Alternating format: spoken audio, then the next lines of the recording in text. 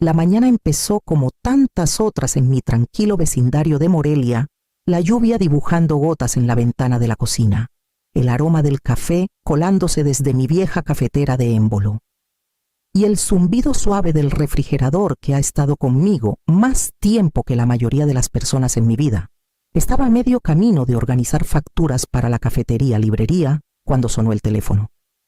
El número en la pantalla era de México, DF, y el nombre Tomás Cuevas. Abogado me hizo enderezarme. Señora Salazar.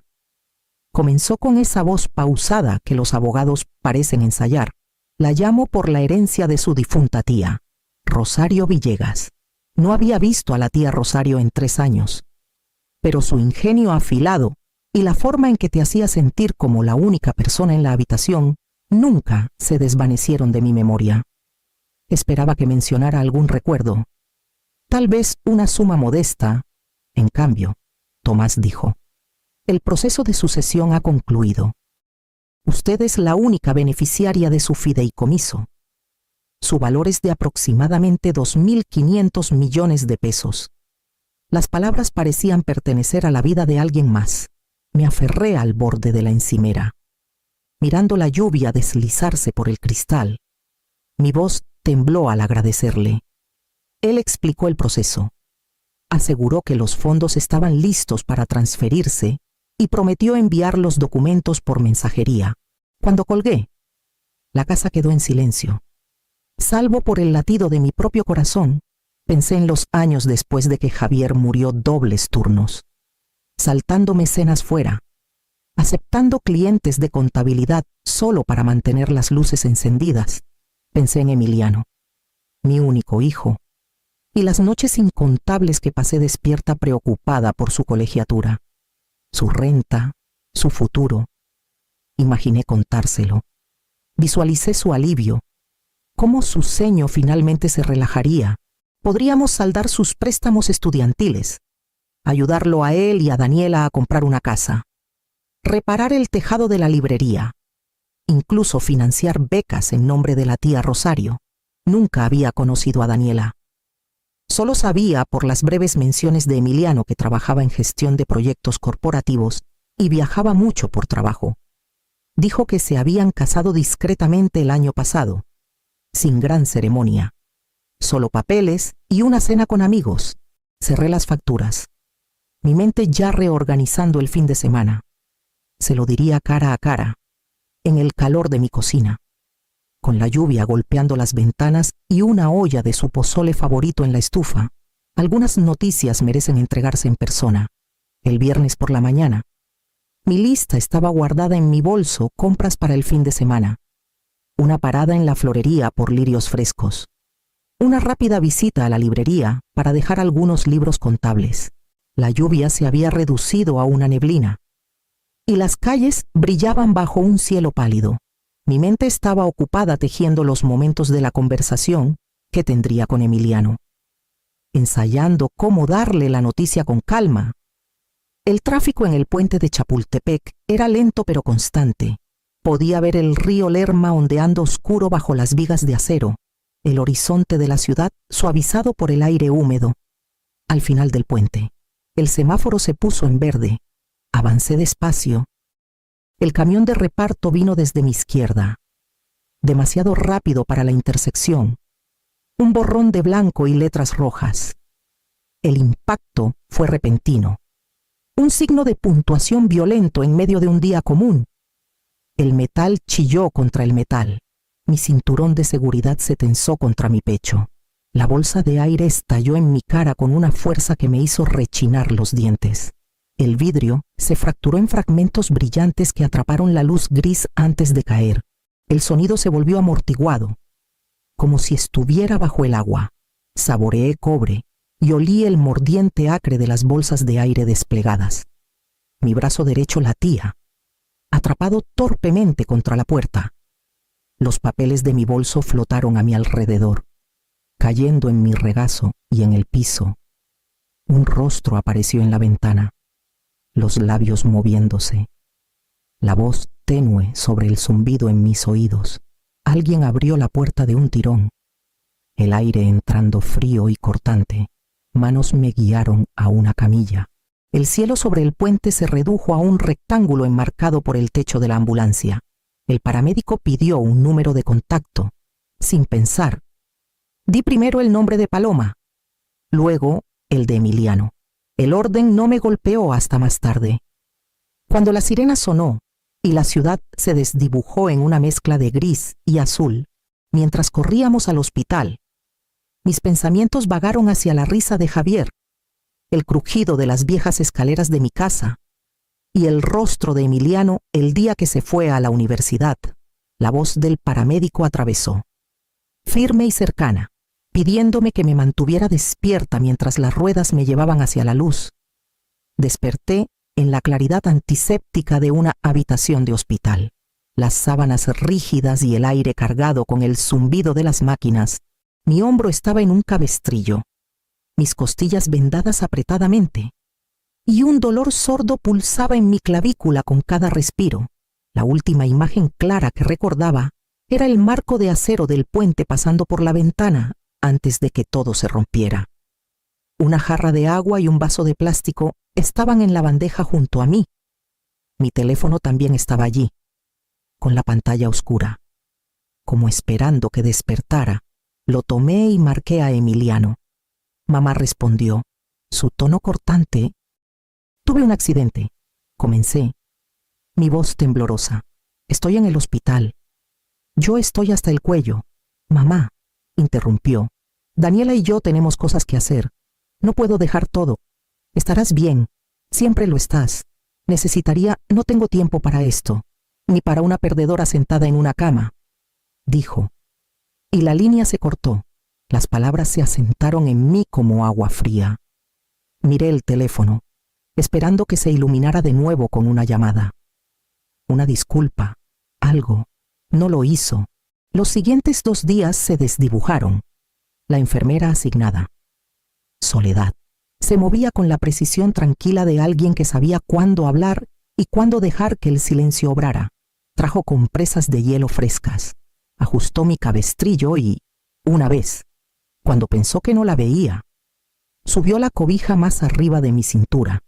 Por las tardes, cuando el pasillo se oscurecía y el sonido lejano de los carritos se suavizaba, me encontraba repitiendo la voz de Emiliano.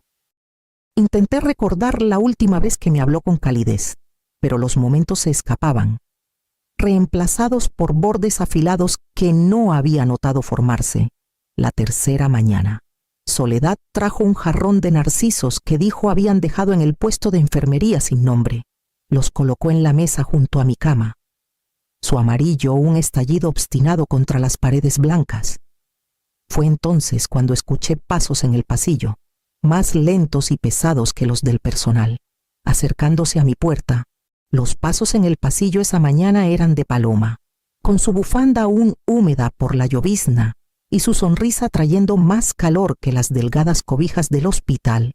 Dejó una bolsa de papel en la mesa muffins de arándano de la cafetería de la esquina y sirvió café para ambas de su termo inseparable. Hablamos del clima, del terco árbol de magnolia en su patio que se negaba a florecer, de los chismes menores de nuestro viejo vecindario. Las conversaciones eran pequeñas, intencionalmente, como piedras colocadas en un río para evitar que cayéramos en aguas más profundas que no estaba lista para vadear. Cada día se mezclaba con el siguiente. Mis costillas dolían, mi brazo latía, y el cabestrillo me impedía moverme mucho más allá de la cama. Soledad manejaba mi cuidado con eficiencia silenciosa, y Paloma mantenía mi mente ocupada. Lo que ninguna sabía, lo que no me atrevía a decir en voz alta, era que un cheque por 2.500 millones de pesos en fideicomiso esperaba mi firma. Guardé la noticia cerca, no porque dudara de ellas, sino porque había imaginado un momento específico para revelarla a Emiliano sentado frente a mí, sus manos alrededor de una taza de café, escuchándolo directamente de mí. El cuarto día, Paloma se recostó en su silla y mencionó que había estado navegando por LinkedIn la noche anterior. Vi una foto grupal de una firma de gestión de proyectos en el centro. Había una mujer con el apellido de tu hijo, en el pie de foto, Daniela Salazar. Es impactante. ¿Es su esposa? Sonreí débilmente y asentí. He oído de ella, dije, cuidadosa de mantener mi tono neutro. Aún no la conozco. Paloma ladeó la cabeza, claramente curiosa, pero no insistió. Le dije que conocería a Daniela cuando el momento fuera el adecuado. La verdad era que había imaginado conocerla en circunstancias mucho más amables, quizá en una cena en mi casa. No desde una cama de hospital con mi hombro inmovilizado. Esa tarde, después de que Paloma se fue, volví a mirar el pasillo, escuchando por unos pasos que conocía tan bien como mi propio latido. No llegaron. Solo el suave chirrido de los zapatos de las enfermeras y el lejano traqueteo de bandejas pasaban por mi puerta. Hasta que una tarde, el sonido que había esperado finalmente llegó, pero no como lo esperaba. Habían pasado 4 días desde el accidente, cuando finalmente escuché los pasos que esperaba firmes, deliberados, sin prisa. La puerta se abrió, y allí estaba Emiliano, vestido con un blazer entallado, el cabello peinado como si hubiera salido de un escaparate. A su lado estaba una mujer que reconocí al instante por la mención casual de Paloma Daniela. Era alta, pulida, y se movía como si hubiera ensayado cada gesto. Su cabello oscuro estaba recogido con precisión. Su abrigo colgado en un brazo, el aire entre ellos se sentía escenificado, como si esta entrada hubiera sido planeada. «Mamá», dijo Emiliano, alargando la palabra con un tono que no era del todo cálido. «Te ves cómoda. Debe ser agradable estar tirada mientras los demás andamos trabajando». Intenté ignorar el aguijón de sus palabras. «Qué bueno verte», dije, mi voz firme. «Ella es Daniela». Dio un pequeño asentimiento, pero no me miró a los ojos. Su mirada recorrió las flores en la mesa, la jarra de agua, cualquier lugar menos mi rostro. Murmuró algo cortés, casi inaudible.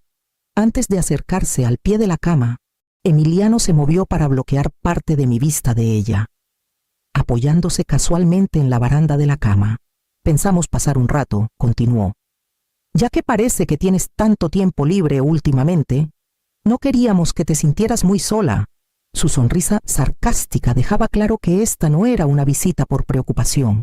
Junté las manos en mi regazo, dejando que el silencio se extendiera. Finalmente, Daniela se movió, y sus ojos por fin se encontraron con los míos. Por primera vez, pareció realmente verme. Su expresión vaciló.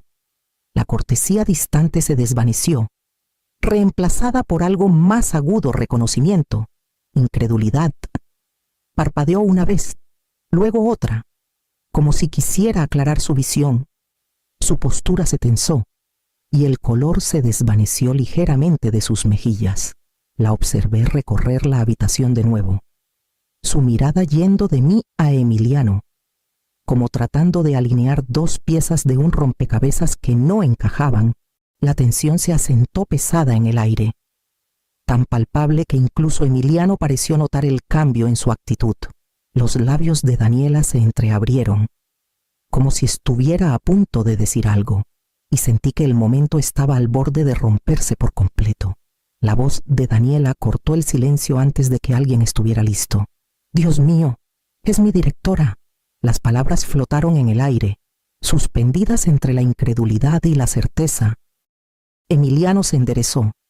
Un destello de confusión cruzó su rostro antes de soltar una risa corta y torpe. «Que no sea ridícula. Mamá está prácticamente jubilada. Tiene una pequeña librería. Debes estar confundida». Pero Daniela no apartó la mirada de mí ahora. Sus ojos eran firmes, escrutadores. «No estoy confundida», dijo, cada palabra medida. «Amalia Salazar, he visto tu nombre en memorandos de la Junta. Presides las reuniones de estrategia a distancia. Desde Morelia, eres dueña de Villegas Santorres». Emiliano se volvió hacia ella, su sonrisa desvaneciéndose. «Daniela, debes estar pensando en alguien más. Mi madre no. Lo es», interrumpió Daniela, su tono firme. «Es la accionista mayoritaria. Es la jefa de mi jefa». Me recosté contra las almohadas. observando cómo la verdad tomaba forma en el espacio entre ellos. La incomodidad floreció lentamente, espesando el aire. No me apresuré a confirmar o negar el silencio. Aprendí hace mucho. Puede ser más afilado que cualquier réplica. Emiliano cambió el peso de su cuerpo, su bravuconería debilitándose bajo el peso de la certeza de Daniela. Aunque eso fuera cierto, dijo finalmente. No es como que se detuvo, mirándome como si intentara calcular cuánto me dejaría salirse con la suya frente a su esposa. La mirada de Daniela iba entre nosotros, y podía ver el cálculo silencioso en sus ojos. Estaba juntando las piezas de por qué su esposo no había querido que me conociera hasta ahora, por qué la imagen que había pintado de su familia no encajaba del todo con la realidad frente a ella. La habitación se sentía más pequeña con cada segundo. Las verdades no dichas abarrotándose. Mantuve mi expresión neutral, dejando que ambos se enfrentaran al conocimiento sin darles una salida.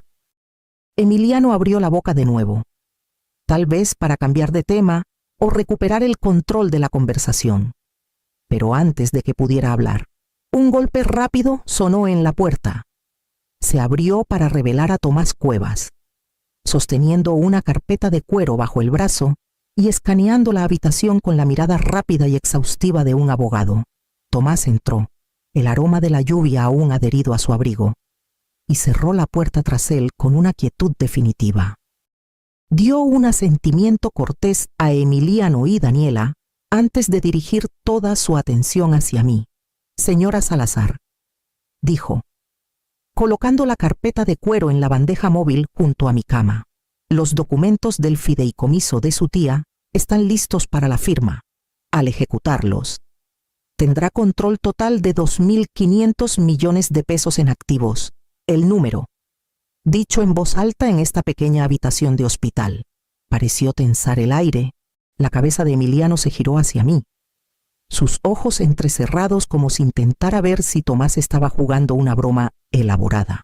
Daniela no dijo nada, pero noté cómo sus hombros se tensaron. Tomás continuó. Con naturalidad. Podemos revisar los términos ahora, o puedo regresar cuando esté lista. La voz de Emiliano llegó rápido. Demasiado casual para ser sincera. Tal vez deberíamos hablar en privado. Mamá, ya sabes, decidir el mejor camino a seguir, mantener las cosas en familia. Lo miré, y en el lapso de un latido, los días en esta cama se repitieron su voz fría por teléfono. El silencio que siguió, la forma en que estuvo al pie de mi cama sin ofrecer más que críticas. Las palabras sin tiempo para una perdedora aún llevaban su aguijón. No hay nada que decidir. Emiliano, dije con calma. Tomás, procedamos. El abogado abrió la carpeta, deslizando el bolígrafo a mi mano izquierda para evitar el hombro aún en cabestrillo.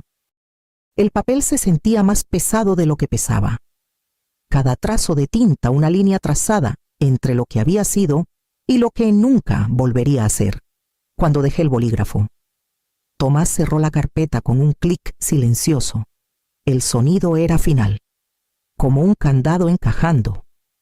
Emiliano se movió como para hablar de nuevo, pero la expresión en mi rostro debió decirle que cualquier arreglo que tuviera en mente nunca vería la luz. Tomás guardó la carpeta bajo el brazo y miró hacia la puerta. Justo cuando el sonido de la lluvia comenzó de nuevo contra la ventana, a una semana de firmar los documentos del fideicomiso, estaba sentada en la oficina de Tomás, con el suave zumbido de la ciudad fuera de su ventana. Los papeles estaban ordenados en el escritorio de Nogal, archivos de protección de activos, enmiendas a mi testamento e instrucciones para mi plan patrimonial. Firmé e inicialé, cada página eliminando a Emiliano como único beneficiario. Los cambios no fueron impulsivos, fueron deliberados. Nacidos de la claridad que se había asentado sobre mí en esa cama de hospital, Tomás se movía metódicamente, explicando cada paso sin juzgar. Esto asegura que nadie pueda acceder a sus fondos sin su consentimiento explícito, dijo, deslizando el siguiente documento hacia mí. y este formaliza las asignaciones caritativas que mencionó. Cuando terminamos, dudó. Hay otro asunto, Daniela ha pedido representación. Levanté una ceja. Y continuó. Descubrió que Emiliano nunca finalizó su divorcio de su primera esposa. Su matrimonio con él no es legalmente válido. Las palabras no me sorprendieron. En el fondo, sabía que el desorden en la vida personal de Emiliano era solo la superficie de algo mucho más enredado. Le dije a Tomás que procediera con lo que Daniela necesitara para liberarse limpiamente. Esa noche, sola en mi cocina, me permití sentir la pérdida. No del dinero del hijo que había criado, el niño que alguna vez se aferró a mi mano el primer día de escuela, el joven que pensé que estaba construyendo un futuro para él. El duelo llegó en oleadas, no ruidoso ni enojado, sino silencioso y profundo, como una marea que sabe que seguirá regresando. En los días siguientes, encontré mi lugar en nuevas rutinas llamadas con contratistas sobre la casa, reuniones sobre iniciativas caritativas y mañanas caminando por las calles húmedas de Morelia. Llevaba el dolor por Emiliano conmigo, pero ya no lo dejaba guiar mis decisiones. Cuando Tomás llamó para confirmar que todos los archivos estaban completos, le agradecí y cerré mi cuaderno. Lo siguiente que necesitaba reconstruir era el lugar que siempre me había sostenido, incluso cuando las personas en él no lo hicieron. El olor a madera fresca y pintura se convirtió en el telón de fondo de mis mañanas. Los contratistas se movían por la casa con fácil coordinación. Las ventanas viejas salían. Un nuevo tejado tomaba forma, y la cocina se transformaba lentamente de un espacio estrecho y con corrientes de aire en uno que se sentía abierto y cálido. Cada clavo martillado era una declaración: esta casa y la vida dentro de ella volverían a ser fuertes, más allá de las paredes. Dirigí mi enfoque hacia afuera. Una parte del fideicomiso fue al albergue para mujeres en el centro de Morelia, suficiente para asegurar camas, calefacción y servicios de consejería por años. Otra parte financió becas para jóvenes mujeres que cursaban carreras de negocios en el colegio comunitario. Invertí en pequeños negocios locales, cafeterías, una encuadernadora, una sastrería, lugares con dueños que atendían ellos mismos los mostradores. Cuando Daniela me contactó, acepté encontrarla en una cafetería tranquila en el centro. Llegó luciendo más cansada que pulida esta vez, con el cabello suelto, un vaso de papel ya en sus manos. Se disculpó sin preámbulos, su voz baja pero firme. Lo voy a dejar, dijo. Debí haberlo visto antes. Escuché, dejándola hablar. Cuando finalmente levantó la vista, le dije que le creía. Ayudaré donde pueda, dije, pero no cargaré a nadie que no se sostenga por sí mismo. Ella asintió, entendiendo sin discutir. Terminamos nuestro café en un silencio cómodo. Dos mujeres conectadas por las elecciones del mismo hombre, pero ya no definidas por ellas. De vuelta en casa, el último andamio fue desmontado.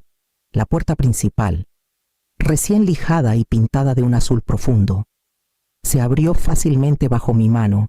La casa estaba lista para su próximo capítulo y yo también. La luz de la mañana se filtraba por las nuevas ventanas, suavizando los bordes de la mesa de madera donde descansaba mi laptop abierta. La casa se sentía diferente, ahora sólida, silenciosa, como si hubiera tomado una respiración profunda y la hubiera soltado lentamente. Me movía fácilmente entre las habitaciones, sin notar ya la ausencia de corrientes de aire o el crujido de una tabla suelta.